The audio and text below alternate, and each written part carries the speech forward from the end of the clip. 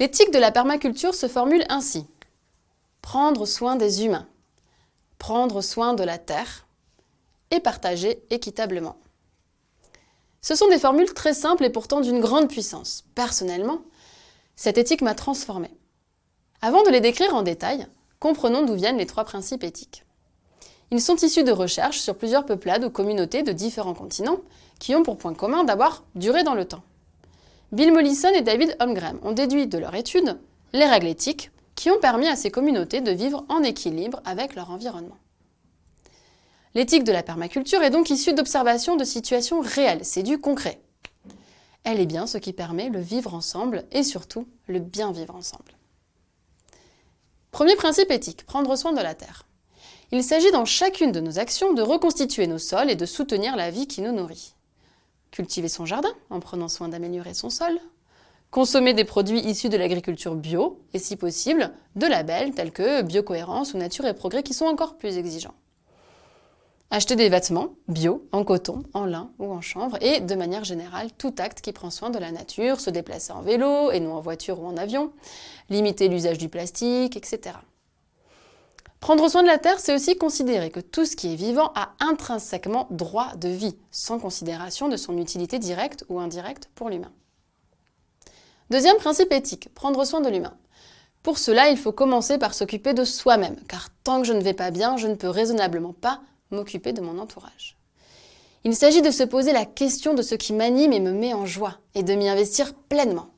Certains vont par exemple décider de prendre davantage de temps pour s'occuper de leurs enfants, ou bien jardiner pour le plaisir de déguster leurs propres légumes. D'autres peuvent s'engager dans une association sur un projet qui a du sens pour eux. Concernant la vie collective, la permaculture s'inspire de la communication bienveillante, de la sociocratie, tous ces outils qui permettent d'échanger, de décider à plusieurs en respectant chacune et chacun d'entre nous. Ainsi, s'occuper de soi-même ne doit pas être entendu comme un appel à poursuivre notre consommation qui se fait aux dépens des pays pauvres, dont on exploite les ressources, et aussi aux dépens des générations futures. Il s'agit de mener la vie qui nous épanouit avec sincérité. Beaucoup de lieux existent en France qui montrent justement des modes de vie qu'on pourrait qualifier de simples, qui respectent cette éthique et qui sont d'une richesse et d'une abondance incroyables, notamment en termes de qualité de vie. Troisième principe, partager équitablement. La formule de David Holmgren est encore plus complète. Il s'agit de fixer les limites à la consommation et à la démographie et redistribuer les surplus. Comme toujours en permaculture, le bon sens est de mise. Le fonctionnement de notre monde a des limites naturelles. Dans ce contexte, la croissance économique et démographique vont aussi atteindre leurs limites, à travers soit une transition douce, ce qui est le but de la permaculture, soit brutalement. En conséquence, il est naturel que les humains se fixent des limites. En faisant ainsi, nous évitons que des forces extérieures nous obligent à changer et nous préservons notre autonomie et la maîtrise que nous avons de nous-mêmes. Partager équitablement revient donc d'une part à avoir un niveau de consommation qui ne compromette pas celui des 7,5 milliards d'autres humains sur la planète. Si ce n'est pas possible, c'est que je consomme trop ou mal. Cela transforme nécessairement ma consommation et m'amène à choisir des produits éthiques à chaque fois que je consomme et dont les fabricants sont justement rémunérés.